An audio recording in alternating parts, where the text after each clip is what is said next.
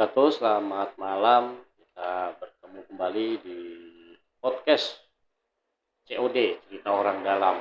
Dalam hal ini kita bisa bercerita tentang sosial, budaya, pendidikan, serta sosial kemasyarakatan dalam rangka bagaimana pengembangan kreativitas teman-teman, anak-anak muda sekitar Kampung Muara dan pada umumnya di DKI Jakarta.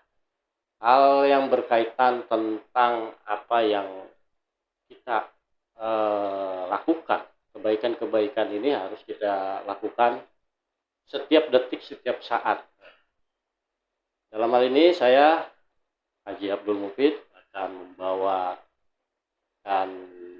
beberapa pertanyaan-pertanyaan buat saudara kita. Hari ini ada tamu istimewa kita. Tamu istimewa yaitu Bang Oscar. Siap. Bang Oscar nanti akan profilnya apa, nanti bisa cerita sendiri, perkenalan sendiri pada saat ini. Sebelum kita mulai, saya akan menyampaikan duka kita buat saudara-saudara kita di Cianjur sana yang terkena korban gempa.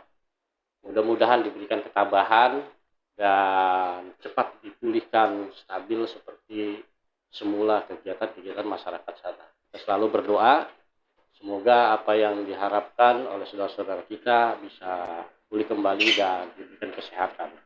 Pada kesempatan malam ini ya, ada Bang Oscar. Saya mau nanti sebelum saya akan tanya-tanya. Kita banyak ngobrol bebas saja Bang.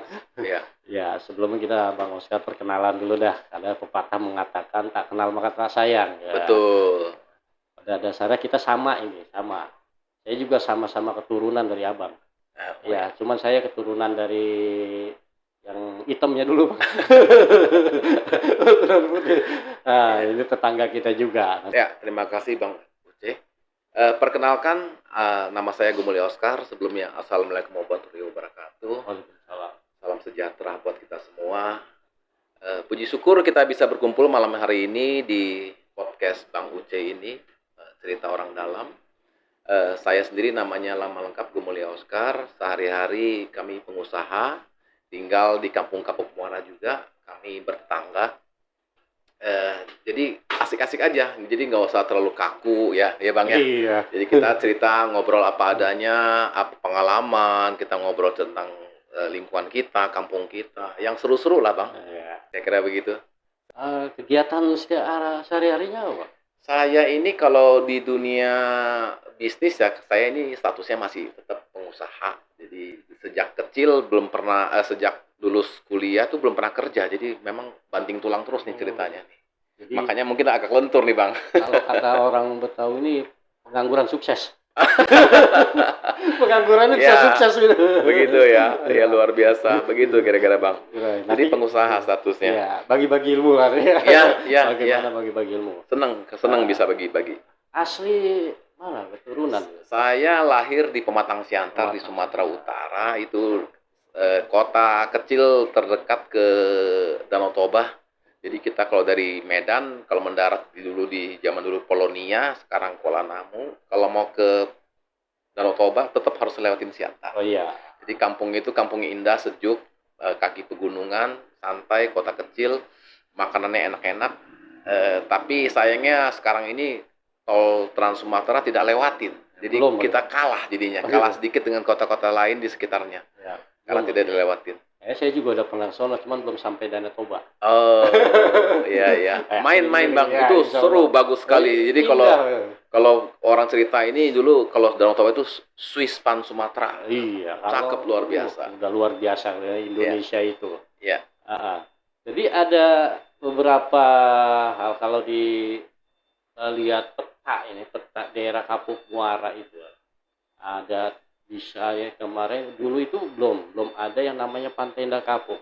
Iya, betul. Saya mau mengulas sedikit.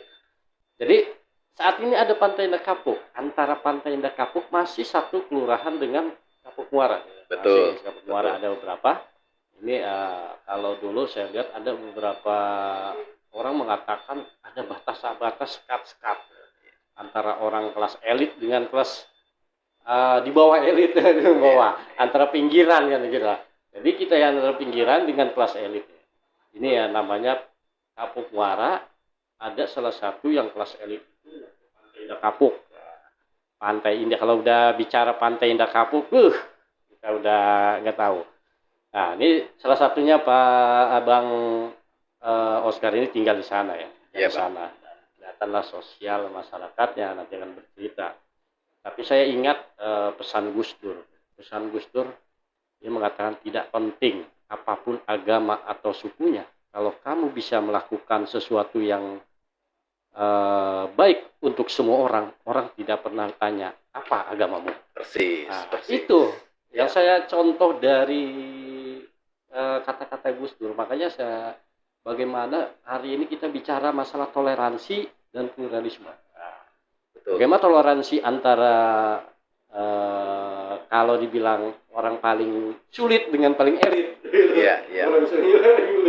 Kalau dibilang elit, kita ini paling sulit, Bang. Iya, iya, iya. Ya, mungkin Abang pernah ngedenger gitu kan. Oh, itu paling sulit gitu ya. Iya. Jadi bagaimana hubungan yang dilihat dari hubungan dari Bang Oscar wilayah Pantai Indah Kapuk, hubungan toleransinya, kebersamaannya dan gotong royongnya. Ini kita sebelum dengan saudara-saudara kita yang di wilayah Kapuk Muara tapi yang sebelahnya. Iya, iya, iya. Terima kasih Bang Uce. Ini pertanyaannya menarik karena sebenarnya ini juga bercerita tentang tanggung jawab ya Bang. Iya. Jadi semakin kita berjalan jauh, semakin banyak juga tanggung jawab yang kita pikul. Jadi jangan berpikir bahwa ketika orang hidupnya mungkin secara ekonomi lebih mapan, hidupnya lebih tenang, belum tentu. Karena bisa aja dia juga pusing dengan masalah-masalah lain. Misalnya apakah dia pegawainya ada 1.000, 2.000, 3.000 yang harus dia beri makan, kemudian harus digaji dengan layak, dan dia pusingin, belum lagi ketika dia harus pinjam modal usaha dari bank untuk memutar usahanya, sebutlah burunya 3.000, harus diumpanin setiap bulan. Kan pasti punya beban pemikiran sendiri-sendiri. Jadi saya pikir setiap orang punya bebannya berbeda-beda. Jadi kalau kita mengukur dari materi, ya memang tidak pernah selesai. Tapi jangan melihat dari materi saja, lihat juga bahwa ketika orang diberi lebih, juga diberi tanggung jawab lebih. Dia harus memikirkan misalnya punya karyawan 3.000 orang yang harus dinafkahi, harus dijaga kesehatannya sampai ke keluarganya, istrinya, anaknya semua. Dia juga nanti kalau ada karyawannya atau burunya yang sakit, dia juga pusing karena operasional terganggu dan sebagainya dan sebagainya. Tentunya urutan jadi panjang. Jadi saya pikir dibawa asik aja Bang. Jadi percayalah, setiap orang yang mungkin diberikan kelebihan materi pasti juga diberikan kelebihan tanggung jawab. Gak akan melari dari situ. Yakin sekali. Kira-kira begitu Bang. Jadi kalau dibicara tentang toleransi di daerah kami di Pantai Indah Kapuk itu, saya bisa lihat teman-teman kami di sana itu sebenarnya sangat sosial. Terbukti berkali-kali. Tadi di luar sebelum kita masuk ke ruang studio, kita bertemu dengan salah satu Pak RW yang periode lalu. Saya tanya sama dia, seingat saya 3 kali ya kita sama-sama ngurusin pengungsian banjir. Iya, katanya betul. Oh, berarti betul saya. Seingat saya, selama periode kurang lebih 10 tahun, 12 tahun ini, sudah 3 kali pengungsian banjir di daerah tempat kami. Dan kami selalu welcome. Terakhir tahun 2020, ketika itu saya ingat Pak Wali telepon saya pagi-pagi tanggal 2 Januari. Jadi masih ngantuk-ngantuk, masih baru sarapan di pasar, mau makan bubur, Pak Wali telepon. Bang, di mana? Oh, lagi di pasar mau sarapan, Bang. Oh, Pak Wali di mana? Oh, saya lagi inspeksi banjir.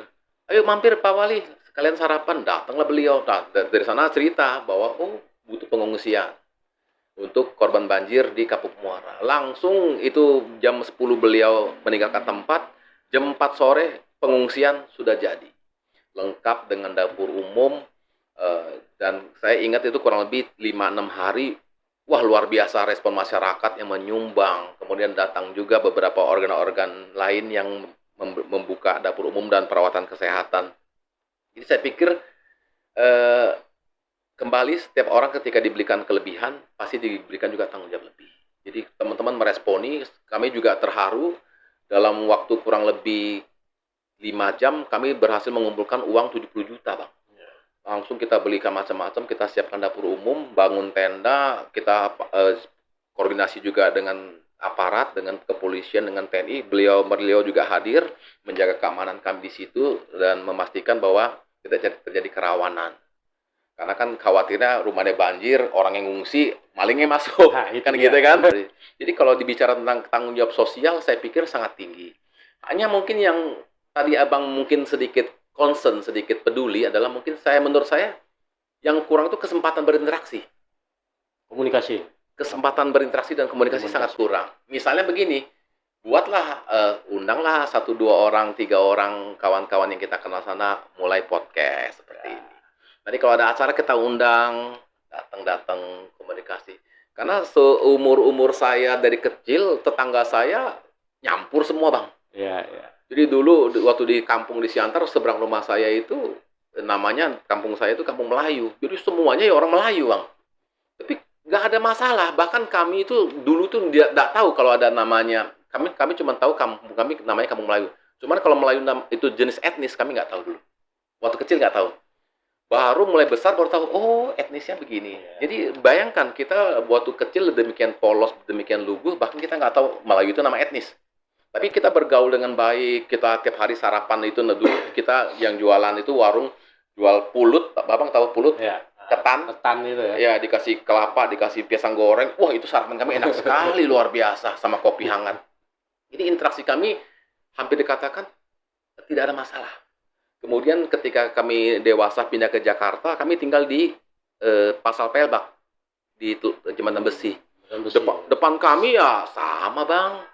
Kawan-kawan ada yang jadi buruh, ada yang jadi kuli. Kami biasa-biasa aja, nggak pernah ada kerawanan-kerawanan. Jadi buat kami interaksi begini normal-normal aja.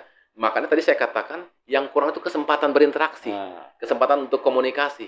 Kalau itu ada, harusnya nggak ada masalah. Kalau kami waktu di Kampung Melayu maupun di Pelbak, kebetulan seberang-seberangan. Jadi ya pasti tiap hari komunikasi. Anaknya nakal aja kita ketahuan, dilaporin mak kita. Anaknya lari di pasar, ketahuan langsung. Gitu. Kira-kira itu, Bang, jadi menurut saya. Tuh, ya yang saya bilang kalau udah ngalamin melihat Indonesia bagaimana kebinekaan ya, luar biasa ya, Mas. Betul, Iya, betul. Saya itu mungkin udah keliling dari Sabang, Merauke, Rote, Miangas, Indonesia udah pernah keliling, jadi paham. Wah, ini kebinekaan yang kita di Indonesia yang dibilang Bhinneka Tunggal Ika memang nyata. Betul, betul. Tapi tergantung ke pribadi masing-masing, Bang. Betul, pemahamannya ya, masing-masing. Betul. Jadi ya konteks saudara-saudara kita yang di Pantai Indah Kapuk itu dalam kebersamaannya kemungkinan masih tinggi juga ya. Apa sih yang bisa apa yang pernah dilakukan teman-teman di sana, khususnya saja kalau banyakkan orang-orang kita ini melihat kayaknya wah itu kompleks masing-masing gitu. Banyak kan berpikir begitu, Bang. Iya. Nah, makanya kita mau bahas ini kita. Seru nih. Ya mau lihat. Iya. Nah, kita buka aja gini ya. Iya. Jadi kehidupan di sana itu bagaimana informasinya? Terus ya, kalau ada kabar ini dari masyarakat tetangga yang kalau dibilang sulit, sulit, itu responnya ada nggak yang pernah dilakukan oleh? Iya. Saya paham persis nih pertanyaan Abang nih. Jadi di antara kami ini mungkin ada jarak nggak gitu kira-kira ya? Tetangga-tetangga ada jarak nggak? Menurut saya kembali lagi ini masalah soal inisiatif. Awal-awal memang ketika pindah ke sana, saya kebetulan sudah 20 sekian tahun tinggal di daerah sini. Dan KTP saya sejak awal di DKI itu tetap Kapuk. Tinggal Kapuk sebelah mana aja. Jadi saya asli Kapuk lah gitu, orang asli Kapuk. Jadi menurut saya awal-awal memang agak kaku. Jadi perlu ada orang yang berani menerobos kekakuan itu. Berani menerobos sekat-sekat. Jadi begitu diterobos sekatnya, artinya sudah mulai ajak ngumpul. Ayo ngumpul yuk, ngopi yuk, ayo sarapan yuk. Ayo pergi kemana gitu bareng, ayo. Dan sebagainya, dan sebagainya. Akhirnya setelah sekian waktu malas kita tuh kalau bisa, aduh kurangin deh gitu. Karena saking intensifnya, jadi diajak sarapan. Pagi diajak sarapan. Terus siang di rumah nggak, mau diajak pagi makan. Terus malam, ayo kita sambil ngobrol. pokoknya seolah-olah nggak habis-habis. Jadi justru di sini perlu ada seorang inisiator, seorang pionir yang berani menerobos sekat-sekat itu. Jadi berani datang ke tetangga untuk say hello, kenalan. Setelah itu sangat cair, sangat-sangat cair. Jadi kita kalau kalau ketemu di pasar atau ketemu di mana itu sudah sangat akrab. Yang nunggu undangan ngopi bareng di sono nih. Is. Jadi kalau undang ngopi masih ikut Bang Apen sih sering. Ya, masih itu. Nah, saya pernah ingat nih Bang, kejadian, tahun berapa lah ya? Tahun berapa saat pantai Kapuk ini belum begitu padat atau begitu ya. Tapi saat banjir besar itu, tapi kan selalu menyalahi. Wah ini gara-gara pantai Kapuk. Ya, pernah dengar kan gitu? Iya. Ya, pernah dengar. Ini gara-gara pantai Kapuk nih, banjir itu jadi besar. Iya. Pernah dijebol loh. Iya. Nah, dijebol. Ini kan adalah miskomunikasi ya. Betul. Atau karena belum pernah ada hubungan ya. Betul. Baru saat ini aja bantuan data dan sebagainya. Inilah kita perlu. Terus kita tahu nih ceritanya sampai saat ini walaupun banjir itu udah nggak pernah nyalahin partai. Iya. Dengan kesadaran sendiri. Iya. Interaksi apa karena tokoh-tokoh saya bagus dan sebagainya. Ini cerita waktu. Iya. Kayaknya rugi semua kan itu. Betul. Ya pernah. Ya, Itu saya ingat itu kalau nggak salah tahun 96. ya. Itu saya sudah banyak intens ke daerah sini. Tahun 96 itu sebenarnya waktu itu Pantai Indah Kapuk belum terbangun semua, baru mungkin 20% lah ya. Tapi memang betul. Sebenarnya kalau mau jujur ngomong ini kan daerah pesisir, makanya namanya Kapuk Muara. Ada muaranya. Tempat pembuangan aliran sungai gitu. Iya, jadi ketika sebutlah laut pasang bulan purnama itu otomatis kan namanya kalau di tempat kita namanya banjir rob, otomatis masuk karena mungkin air laut naik kurang lebih setengah meter sampai 1 meter. Kalau kita punya tanggul kecil-kecil itu tingginya cuma setengah meter dilewatin air otomatis. Atau ketika ada hujan besar kan airnya harus ngumpul dan mungkin lebih pelan jalan ke arah sungai dan ke laut. Jadi makan waktu lah 2 jam, 3 jam, 5 jam. Nah itu yang mengakibatkan ada genangan-genangan tertentu yang kadang-kadang karena mungkin dulunya nggak segitu parah, kemudian jadi parah ya mungkin coba cari ada masalah apa. Nah ini kan juga artinya harus menjadi solusi kita bersama ya, jadi nggak bisa melulu kita salahkan si A, salahkan si B. Nah contohnya lah, sebelum tahun 2012 itu kita punya waduk di Pluit kan nggak pernah dikeruk Bang. Ya. Betul nggak? Betul. Jadi saya sampai terkagum-kagum. Saya sejak kecil tuh main di Pluit Bang. Ya. Jadi saya terkagum-kagum ketika waduk itu dikeruk, airnya mengalir. Saya kagum kok airnya mengalir. Padahal dari saya kecil nggak pernah lihat air itu mengalir di situ. Mandek aja itu. Mandek, airnya hitam, diem aja. Tapi begitu dikeruk, rupanya mengalir. Nah, itu saya lihat sendiri dengan mata kepala sendiri. Oh, jadi masalahnya ada di infrastruktur yang tidak dibereskan. Ini kan masalah prioritas. Jadi sebenarnya ya pihak Pemda juga harus mengambil tanggung jawab. Karena namanya juga Pemda, pemerintahan daerah. Beliau-beliau itulah yang punya wewenang, yang punya anggaran, yang bisa mengatur alat berat mau di mana, mau apa, dan mungkin buka tutup pintu air juga mereka yang ngatur. Maksudnya kan infrastrukturnya harus diperbaiki dulu. Betul. Contohnya nih Bang, kita selalu nuntut bangun jalan sini, bangun jalan sono, ini minta di aspal, ini minta di beton, tapi kita pernah nggak minta got yang diperbesar? Nah itu, lah kita selalu minta jalan tapi nggak pernah minta got. Minta dong sekalian satu paket, atau misalnya kalinya kurang besar, ya kita gali, atau misalnya kalinya ada endapan, ya minta dikeruk. Nah kita cuma minta jalannya doang. Kebanyakan nih banjir. Jalan tinggiin. Tinggi lagi. Nah, selokan nggak pernah dikeruk. Kan kira-kira gitu. Jadi memang ada permasalahan yang sifatnya mungkin teknis lah. Yang mungkin harus kita sama-sama pahami bahwa tidak melulu salah si A, salah si B. Jadi pemerintah, Pemda dalam hal ini ya harus berperan. Artinya ketika ada pembangunan disesuaikan dengan infrastrukturnya. Misalnya pembangunan ada apartemen, ya semua gorong-gorong harus bersih. Karena nambahnya orang, apartemen 1.000-2.000 unit atau rumah susun 1.000-2.000 unit, tentunya ada sanitasi dibutuhkan, kebersihan, pembuangan sebagainya dia harus bagus.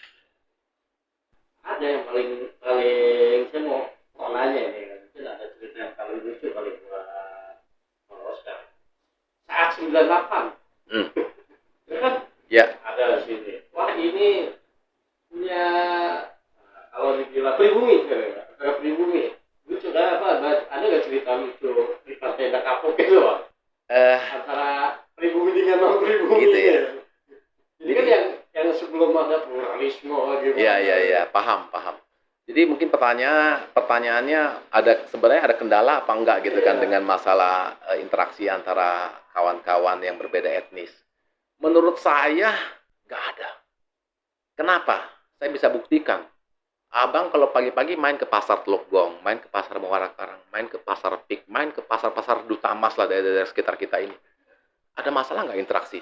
Penjual sayurnya orang Jawa, penjual dagingnya orang Batak, penjual bumbunya orang Sunda, yang belinya misalnya orang Tionghoa, ada masalah nggak?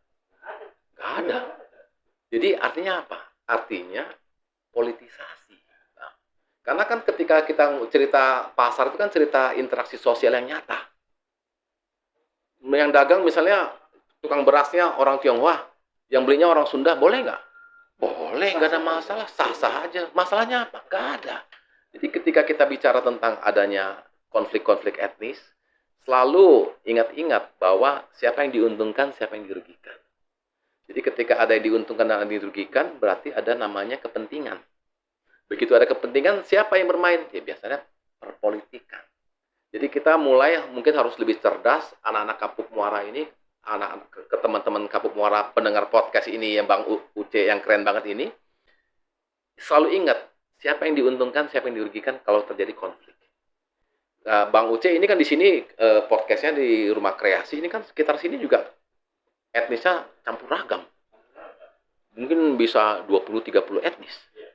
Ada masalah nggak, Bang? Nggak ada. Ya kan, kembali kan itu kan. Jadi saya teringat selalu kalau ada apa-apa, lihat siapa yang diuntungkan, siapa yang dirugikan. Siapa yang sengaja membenturkan. Padahal saya dari kecil, waktu kembali ke pasar Pelbak saya tinggal, persis di pasar saya tinggal. Sebelah kiri saya orang Kalimantan, sebelah kanan saya orang Medan, di pasar itu banyak orang Sunda, orang Batak, orang Jawa, campur baur, nggak ada masalah. Sejak kecil begitu tuh Bang. Jadi kita kalau udah semakin dewasa ya kita harus semakin bisa menganalisa situasinya seperti apa. Jangan sampai kita dengan mudah dibohongi. Ketika 98 terjadi ya, itu mungkin kita punya perekonomian mandek mungkin hampir 6 bulan sampai setahun. Nah, kawan-kawan misalnya yang buruh pabriknya terbakar, harus PHK. Yang punya toko, yang jaga toko, tokonya dijarah, bosnya bangkrut, harus cari kerja. Misalnya dulu tukang becak, tukang bajai, tukang angkot atau apapun, kagak ada penumpang ya Bang. Kan semua kan terdampak. Jadi saya pikir kalau kerusuhan, jangan berpikir hanya etnis tertentu saja terdampak. Akibatnya panjang. Yang tadi saya cerita, buruh nggak bisa kerja, tukang becak, tukang bajai, tukang angkot kagak ada penumpang, yang jaga toko-tokonya bangkrut.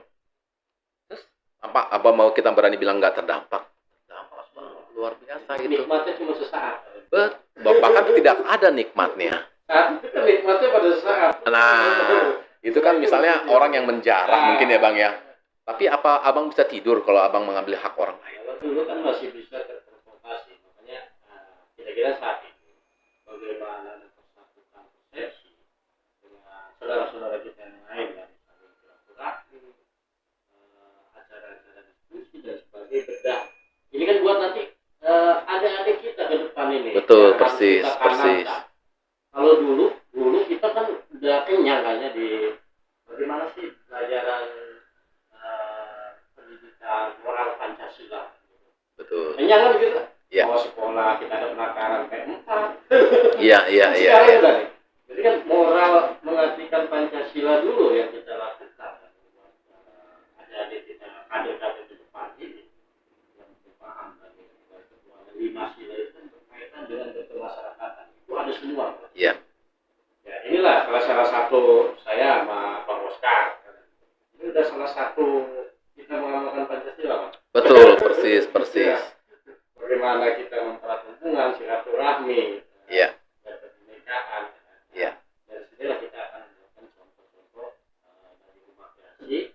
Kita akan melakukan dan ini loh dulu tokoh kita orang tua kita adalah bagaimana kita mempersatukan anak-anak muda Pantai Indah Kapuk dengan anak-anak muda di Kapukuara ini. Iya. Bisa nggak kita bikin nanti suatu saat kita bikin namanya kayak gitu untuk mempersatukan anak muda mengenal? Oh, bisa-bisa aja, Bang. Punya ide nggak, Bang? Bisa aja nanti mungkin kita bikin misalnya baksos bareng. Ya, Atau bikin acara apa yang mungkin teman-teman anak-anak muda lebih pinter lah, lebih Betul. kreatif, lebih banyak waktu untuk memikirkan. iya. Jangan sampai saya ketemu Bang Oscar lagi. Bang, tadi Abang ada cerita sedikit tentang Pancasila. Saya Iya. tergelitik, Bang. Jadi setelah 98 masuk Orde Reformasi, pelajaran Pancasila, pelajaran itu dan PMP ya di PMP. sekolah itu dihilangkan. Hilang saya. Jadi hampir 19 tahun hilang dari bangku sekolah, digantikan oleh PPKN. Nah, menurut saya PPKN dan Pancasila itu dua hal berbeda. Betul, beda. Kalau PPKN itu tentang tanggung jawab kewarganegaraan, kalau Pancasila atau PMP itu ideologi, filosofi. Perhatikan baik-baik, Bang, ini bukan mau minterin ya, tapi kita sama-sama harus sadar bahwa tidak ada bangsa di dunia ini yang jadi bangsa besar tanpa ada pemahaman mendalam tentang ideologi. Kita contoh yang sederhana. Hollywood, film Amerika. Selalu, Abang kalau lihat film Hollywood, pasti ada bendera Amerikanya. Nah, menanamkan ideologi itu. Itu ideologi. Pasti ada membangga-banggakan patriotisme pahlawan-pahlawannya, pejuang-pejuangnya. Selalu. Nah, di kita ini kan, Indonesia kan mungkin nggak jago lah bikin film. Ya kita perlu pelajaran Pancasila di bangku sekolah, PMP di sekolah. Sangat perlu. Karena bahayanya begini, Bang. Kalau tidak ada pelajaran ideologi kepada anak-anak kita, kosong.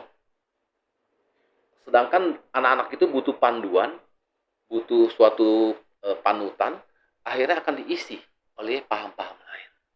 Jadi kita harus selalu pinter-pinter mengisi, mengajarkan anak-anak kita ideologi. Dan ketika saya bandingkan, kebetulan lagi kuliah nih, Bang, lagi bandingkan ideologi Pancasila dengan ideologi, waduh, Bang, ini saya boleh katakan kita unggul jauh. Kita bahas ideologi melawan ideologi ya, kita sandingkan ya, unggul jauh. Tidak ada ideologi sebegitu komprehensif. Karena ideologi Pancasila itu bisa mengakomodir, mungkin kalau Indonesia itu sekarang kurang lebih ada 1.200-1.400 etnis suku. Bayangkan, 1.400. Bahasa kita mungkin sekitar 700-900 Banyak bahasa. Kalau dipelajari nggak bisa cukup-cukup. Nah, kita bandingkan misalnya dengan Jepang. Benar. Satu etnis mayoritas 99% Korea. Atau mungkin di tempat lain. Kalau di India, paling etnisnya paling 100. Tiongkok nggak banyak. Jadi nggak ada bangsa di dunia ini yang sampai 1000 sekian etnis. Nggak ada, Bang. Tapi Pancasila, ideologi kita bisa mengakomodir semua kepentingan itu. Semua kepentingan etnis kita bisa satukan. Dan kita menyusunnya dengan sangat indah. Jadi dengan dasarnya ketuhanan yang Maha Esa adalah merupakan fondasi kita berpikir, fondasi kita berperilaku dan sebagainya. Tapi tujuan akhir kita adalah yang nomor 5, keadilan sosial bagi bangsa Indonesia. Jadi ini semua terurut dengan sangat baik, dengan sangat indah. Tidak akan salah lagi, Bang. Saya sudah mendalami, saya kalau mau suruh bicara ini bisa 2 jam, Bang. Iya, pakarnya. Ini cocok ini. Cocok kenapa? Saya lari ke situ supaya nanti anak-anak muda penerus kita nih semua nanti kita satukan ya, dari Pantai Indah Kapuk ini menyatukan. Kita bicara Pancasila itu cukup sebenarnya, Pak. Nggak usah ngebahas apa-apa itu. Nah, itu 1 bulan itu nggak selesai-selesai, Pak. Ada pakarnya banyak nanti. Nanti kita bikin atur lah itu acara-acara ya. Yang penting kita ini dulu lah. Jadi hal yang terkait dengan kebersamaan, saya pikir clear lah kalau untuk negara kita. Ya, yang penting hubungan manusia dengan manusia antar ini tidak ada jarak. Jarak yang pernah dilakukan bisa nggak di masyarakat ataupun saudara-saudara kita Pantai Kapuk yang pernah dilakukan di Kapuk Muara ini yang paling terlihat ini apa, Bang? Oh, bagus nih Ya, pertanyaan Bang Uce ini ini. biar semua tahu. Iya, Jadi iya, kita iya. tahu, Ini oh luar ini biasa. Pantai Kapuk udah pernah Iya, melakukan iya. ini buat Kapuk Muara yang di bawah ini. Oke. Ya. Jadi yang terakhir-terakhir aja kita cerita ya, Iya, Bang. jangan yang solo-solo. Oh, ya, yang udah kelamaan jangan. Ya. Jadi tahun 2020 yang banjir besar terjadi itu yang hujan besar tanggal 30, 31, kemudian banjirnya tanggal 1, tanggal 2 itu 2020 ya. Itu kami membuat pengungsian yang mungkin paling nggak menampung 400 warga, terutama perempuan dan anak-anak. Itu kami ada mungkin 5-6 hari dulu kita koordinasi dengan Pak Camat dan Pak Lurah juga. Di rumah susun itu ya? Ya, dekat rumah susun itu di Pantai Kapuk. Kemudian ketika pandemi, kami kebetulan punya akses beberapa dengan Pemda dan juga anggota dewan. Kami tanyakan, katanya ada bantuan sosial presiden, ada bantuan dari dinas sosial segala macam. Kapan turun? Kan pertanyaannya itu. Kalau adanya kan kita sudah baca di koran, sudah dengar di radio, di TV diumumkan, tapi mana barangnya? Ketika kita tanya-tanya, belum, katanya terlambat. Nah, akhirnya kami berkoordinasi dengan beberapa kawan ketua RT, ketua RW di daerah Pantai Kapuk. Bisa nggak kita koordinasi, kita bagikan beberapa paket kepada sembako, kebutuhan pokok kepada teman-teman di belakang yang kurang beruntung. Masa pandemi kemarin ya? Pandemi ini, itu awal pandemi kurang lebih bulan April Mei. Kemudian kami akhirnya berhasil kumpulkan dan kami membagi awal-awalnya 4.000 paket sembako. Ini saya udah katakan kepada kawan-kawan bahwa ini bukan tanggung jawab, tapi ini semacam untuk mengganjal cadangan sambil menunggu datangnya bantuan sosial dari pemerintah maupun bantuan presiden. Ternyata betul ketika kami berikan baru bansos banpres itu baru turun kurang lebih 2-3 minggu kemudian. Nah, kemudian bantuan selanjutnya menjelang Idul Fitri. Kita tanya lagi ke kawan-kawan di Dewan, kawan-kawan di Pemda, kapan turun ini? Belum bang, katanya bakal terlambat loh. Waduh, ini mau Idul Fitri, bantuan terlambat, gimana ceritanya? Akhirnya kami kumpulkan lagi, dan kami selenggarakan waktu itu pembagiannya langsung ada pembagian resmi, ada acara resminya di kelurahan, hadir Pak Camat, hadir Pak Lurah, kami perwakilan beberapa RW-RW, RT dan tokoh masyarakat Pantai Kapuk hadir juga di kelurahan, kami serah terima dengan masyarakat waktu itu kurang lebih 6.000 paket. Jadi itu salah satu contoh nyata. Jadi kalau di total kelihatannya paket kami dibanding dengan paket dari Pemda nggak kalah banyak loh bang. Itu melebihi ya. Ya kita nggak berani ngomong melebihi tapi nggak kalah banyak gitu. Nggak apa-apa bang. Artinya kami konkret. Dia kan terlambat nih dari banpres maupun bansos. Ya kami ganjel dong. Masa kita laparnya sekarang makannya nanti, makannya besok kan terlambat bang. Jadi kita langsung gerak cepat. Puji Tuhan, alhamdulillah kita berhasil mendapatkan total kami hitung-hitung itu ketika pertanggungjawaban kurang lebih 10.000 paket. Kira-kira itu. Jadi kami konkret, hanya saja mungkin waktu itu belum kenal dengan Bang Uce. Yang menjadi fasilitator waktu itu ya pihak Pemda. Ya. Jadi beliau-beliau yang mengundang siapa penerima, kami mewakili siapa yang kawan-kawannya donor, donatur, kami hadir juga. Dan dulu saya main di Pantai Kapuk mulu. Masanya beda. Iya. Beda. Memang sangat respon sekali saya perhatikan juga dari masa ke masa kan ya periode kan beda-beda. Iya. Beda-beda. Siapa yang turun, siapa yang turun ya. Ini yang kita mungkin ya ini akan kesinambungan apa ya? Betul. Kesinambungan. Jadi mungkin gini bang, ketika darurat, ketika ada bencana, ketika ada krisis, ya mau nggak mau kita harus turun. Tapi ketika mungkin semuanya sibuk, nah ini yang mungkin abang maksud nih, kok jarang ada interaksi. Nah jadi ketika kita sibuk mungkin cari-carilah, apakah 6 bulan sekali pada weekend itu Sabtu Minggu bikin acara. Ya. Jadi ada tetap berkesinambungan. kalau nggak ada krisis kan seolah-olah semua orang sibuk, Bang. Tapi ketika pandemi nggak bisa kemana-mana, mau nggak mau mikirin orang, mikirin tetangga kan. Mereka udah bisa bang, pakai Zoom. Pakai Zoom, betul-betul. Silaturahmi Zoom. Tapi 2 tahun itu ya Zoom. Ya. Jadi mungkin tuh. jangan sampai tunggu krisis lah. Mungkin kalau menangkap rasanya Bang Uce ini, jangan sampai tunggu krisis baru kita berinteraksi dong, gitu ya kira-kira Bang. Ya kan masih banyak namanya kita bersosial masyarakat. Masih banyak lah saudara-saudara kita yang kekurangan ya lebih dari kita. Ini kita masih perhatikan, mungkin ya tadi saya bilang 6 bulan sekali ataupun berapa bulan sekali kita kerjasama yang baik. Siapa sih sasarannya masyarakat yang kita mau bantu kan? Ini kan nggak terlalu banyak tapi berbuat sedikit nyata kerjasamanya. Yang kemarin saya bilang jangan Pak Oscar lagi, jangan apa lagi, jangan saya lagi gitu. Kita dorong teman-teman yang lain, ayo kita bikin apa, betul. Bantu berapa rumah selesai. Nah makanya kenapa kita undang Pak Oscar yang mempunyai inisiasi dan sebagainya komunikasi, ya mungkin nanti akan dengan silaturahmi agenda kita sana, kita bisa lebih luas bicara. Betul. Bagaimana membangun? Kalau ada apa-apa kan saling backup, saling dukung. Saling menutupi segala kekurangan ya. Itu yang namanya kita ya bertoleransi lah. Bahasa kerennya gotong royong. Gotong royong. Kita kalau bilang saya gotong royong mulu, disangka satu partai lain ya. Iya. Jadi kedepannya bagaimana Bang? Ada nggak program ke depan Abang dalam untuk sosial masyarakat? Untuk daerah sekitar ini ada nggak program yang lebih ke depan ini untuk depan masyarakat itu apa?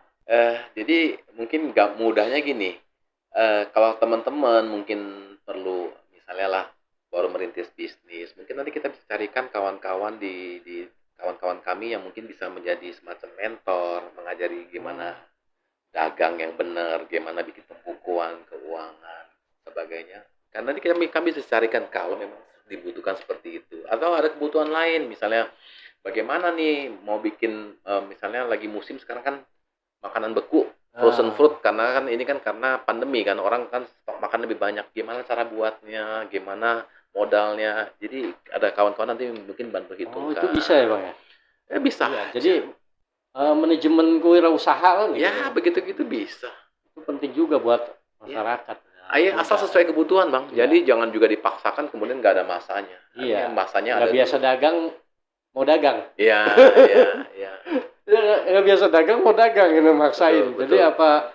Karena dia dagang misalnya bakso, laku, dia ikut dagang bakso gitu. Tapi bukan kemampuan dia. Bukan kekuatannya. Betul. Ya, nanti kita punya program itu. Boleh kalau ada kebutuhan apa mungkin kita komunikasikan, nanti kita carikan siapa yang bisa membantu gitu. Itu ada suatu jalan, makanya pertemuan kita saling silaturahmi ini ya pentingnya gini Pak. Saling kita menutupi, ada kekurangan ya. Teman-teman perlu wirausaha atau bukan, ini kan perdagangan ya cukup bagus lah dibanding sekarang orang mencari kerja. Ya, itu agak sulit dan sebagainya. Nanti kita akan tindak lanjut lah. Siap. Ada nggak Bang pesan-pesan buat masyarakat? Pokoknya dari diri pribadi Abang dari lingkungan terserah dah, bebas. Iya, baik. Terima kasih. Jadi pesan saya kepada teman-teman di Kapuk Muara, kita ini yakinlah kita ditempatkan di Kapuk Muara ini bukan tanpa maksud. Pasti ada maksudnya. Maksudnya apa? Supaya saya bisa kenalan dengan Bang Uce, supaya saya bisa datang mengisi podcast. Sama persis seperti kita semua, ya setiap kita juga ada maksud dan tujuannya. Jadi Bapak Ibu di mana, adik-adik di mana, sebagai pelajar, sebagai pengusaha, sebagai perintis, apapun tugas tanggung jawabnya, ya kita tinggal melakukan tanggung jawab kita aja. Kita melakukan yang terbaik aja. Percayalah, kalau kita melakukan sungguh-sungguh, melakukan sesuatu dengan ikhlas, ikhtiar, pasti selalu ada jalannya. Jadi jangan mudah jadi orang tuh sirik, berpikiran sempit, tidak mau melihat sisi luasnya, maunya cuma melihat sisi sempitnya. Orang-orang yang berjiwa sempit biasanya ya maaf Bang, rezekinya juga sempit. Iya. Tapi kalau orang-orang yang jiwanya lebar, rezeki juga lebar. Makanya jadilah orang yang lebar. Betul. Hatinya lebar, jiwanya lebar. Lebar segalanya. Iya, Mudah-mudahan jadi dengan dikasih. begitu hidup kita mungkin saling membantu, saling tolong menolong, indah sekali Bang. Amin. Gitu, Selalu berbuat baik, kebaikan apapun yang kita ya. lakukan, sedikit kebaikan akan menjadi pahala yang lebih besar. Betul, persis. Ada lagi yang sampaikan? Satu lagi Ya. yang saya suka baca nih, kalau kita, Abang kan aktivis Ansor nih, GP Ansor. Saya berkali-kali, mungkin 7-8 kali ke kantor GP Ansor. Iya. Ada pertemuan-pertemuan dengan kawan-kawan pengurus GP Ansor. Di ruang rapat utamanya ada tulisan seperti ini. Dia yang bukan saudaramu dalam iman adalah saudaramu dalam kemanusiaan. Saya baca itu, waduh, dalam sekali Bang. Kita merenung dulu, waduh, maksudnya ini luar biasa. Jadi kalau kita nggak sama iman, berarti kita tidak bersaudara dalam iman, berarti kita saudara dalam kemanusiaan. Udah nggak bakal lari. Ya. Abang Uce manusia, saya manusia, bersaudara sudah langsung, otomatis. Begitu kira-kira Bang. Jadi saya pikir pesan itu sangat penting dan mendalam. Terima kasih. Ya, sangat penting dalam kita bersaudara, dalam kita bermasyarakat dalam konteksnya. Jadi sahabat-sahabat semua, masyarakat Muara yang berada dan pada umumnya Jakarta, kita malam ini nanti kita sambung lagi lah. Kalau kita terlalu banyak ya kita nanti bosan. Betul. Ada momen lagi yang kita lakukan. Iya. Nanti ya mudah-mudahan kita di Rumah Kreasi juga akan menggalang donasi untuk saudara-saudara kita yang di Cianjur korban gempa. Ya, bisa nanti kita kerjasama dengan sahabat-sahabat dan masyarakat di Pantai Nakapuk untuk penggalangan dana. Kita kerja bareng di sana dengan membawa kita warga Kampung Muara membantu dan sebagainya. Ini hal kecil tapi mungkin manfaat lah Bang ya. Iya. Manfaat. Konkret. Gitu. Konkret. Mana kita kesusahan ya, ayo kita sama-sama. Kalau dibilang kalau nggak gotong royong ya semua juga nggak bakal bisa. Betul. Apa yang dilakukan ya tetap kita bersama dengan masyarakat dan kita juga perlu. Tetangga ini perlu kan ya. Nggak mungkin kita hidup sendiri. Betul. Kalau mau hidup sendiri ya udah di kuburan. Atau hidup sendiri. Udah. Kalau sendiri itu baru udah mati ya. Ya, tanpa kita ada yang dibilang kelas atas, menengah dan bawah, ini udah kehidupan. Dalam roda kehidupan itu sudah dari sananya sudah ada. Dan yang kaya, miskin, mau ada itu udah hidupan berpasang-pasangan, ada perempuan, wanita, laki-laki, terus ada suami, istri, ya kan? Ada langit, ada bumi. Ini udah kodratnya alam. Persis. Ya, tapi tetap semangat melakukan yang terbaik dan lebar hati, lebar jiwa, dan lebar pikiran semua akan diberikan lebarnya rezeki. Persis, luar biasa. Ya, mungkin itu malam ini kita obrolan kita sudahi dulu dan tetap semangat buat sahabat-sahabat kader Rumah Kreasi dan semua warga Kampung Muara. Kita jalin silaturahmi, jalin persaudaraan kita, apapun sukunya, bangsa, etnis, kita tetap bersaudara dalam kebinekaan dan Pancasila. Tetap semangat dan saya Heri. Assalamualaikum warahmatullahi wabarakatuh. Selamat malam dan salam sejahtera.